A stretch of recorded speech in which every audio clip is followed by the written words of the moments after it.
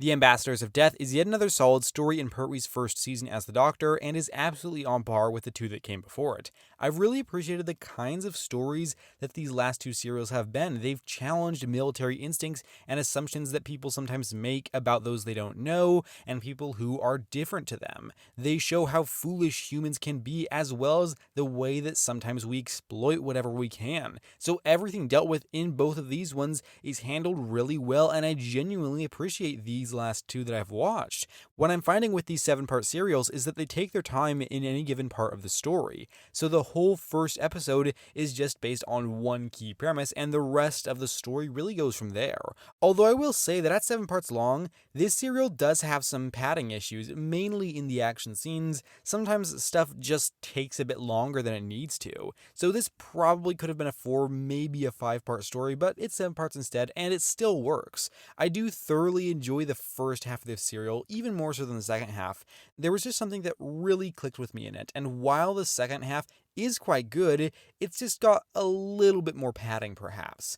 Also, I was confused when watching this episode because I thought there was a new TARDIS interior, but I think the console was actually moved outside of the TARDIS. We do see this crop up again later in the season, so it did confuse me while watching this story, but now recording this, having seen the rest of the season, I know that this is not a permanent console room as I initially thought when watching this one, which is, a little bit odd, but also makes it a little bit unique in that way that you don't have a console room. It's, just like a room where the console happens to be. So in technicality, it's a console room, but not one that we'll ever see again.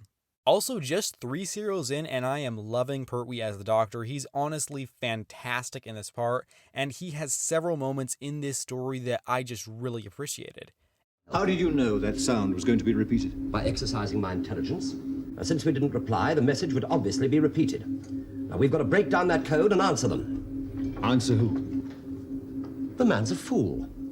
And those moments are great, and then he also has this undeniable charm to him and does quite well with the dramatic scenes when he needs to. He just has all of the right qualities that a Doctor needs, and he balances them really well. And I'll just throw out that I appreciated how the Doctor referenced what the Brigadier did in the previous serial. Well, something's happened to the Mars probe.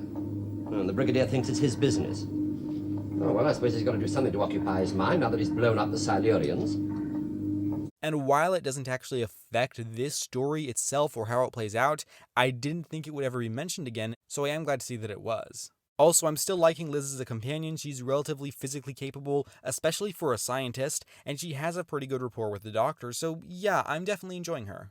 While I really quite enjoyed this story, I am finding some aspects of the current era of Doctor Who that I don't completely love, namely the tendency to fill up time with action sequences, which is just not something that I love seeing in Doctor Who. And of course, these sequences are incredibly dated, but there are aspects in them that were legitimately impressive. They're just not my favorite thing to have in the show. Also, this story really showed that UNIT is kind of useless, and I know some people are really going to go after me for saying that, but hear me out for a second. They're just so easily taken out. They're not very good at being soldiers, and they sort of seem to exist to be taken out, and occasionally be helpful.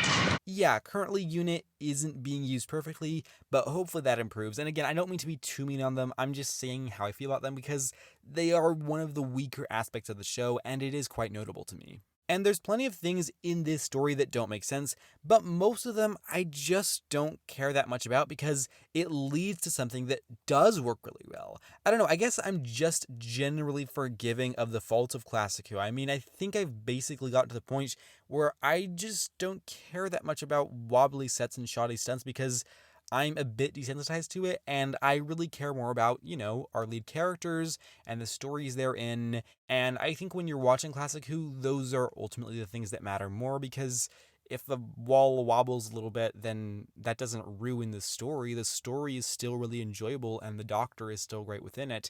So there are little things throughout the entire story where I'm like, yeah, that doesn't quite work, but they're not the big picture. The big picture stuff has been really working in this story and actually throughout the entire season. I do have a rather small spoiler section where I want to discuss some things that are, a little bit spoilery, so feel free to skip to this time as shown on screen to skip past the spoilers if you have not seen The Ambassadors of Death, but if you're sticking with me, then let's get started.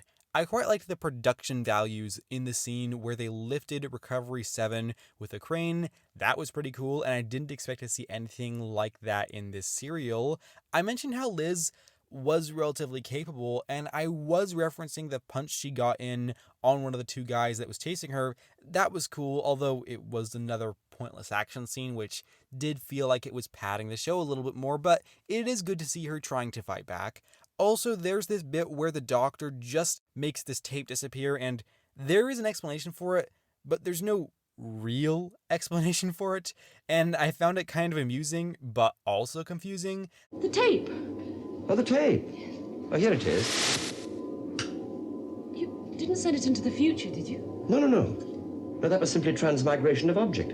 There's a great deal of difference between that and pure science, you know. Like, I was kind of smiling while scratching my head, so it didn't really bother me. It's just something I wanted to mention. Overall, I thought The Ambassadors of Death was a very well handled and engaging story that I enjoyed immensely. The Doctor and Liz work well together and are both used very well in this one. While this serial isn't perfectly paced and has some unnecessary action, it's made up for by the compelling narrative and well handled themes. I found this to be a really good one, and I'm going to give The Ambassadors of Death a rating of 8.25 out of 10. And that's going to do it for today, folks. Be sure to let me know what you thought about this story down below if you have seen it and if you would like to share your thoughts. I am going to be joining you this upcoming Sunday for a review of Inferno, the finale of this season. There's only 4 stories, which makes this, a bit more of a unique one, but I am excited to discuss that with you, so I hope to see you around for that review on Sunday, but if not, that is totally cool, so long as you know that I appreciate your time here today. And with that said, thank you very much for watching, take care, and have a lovely week.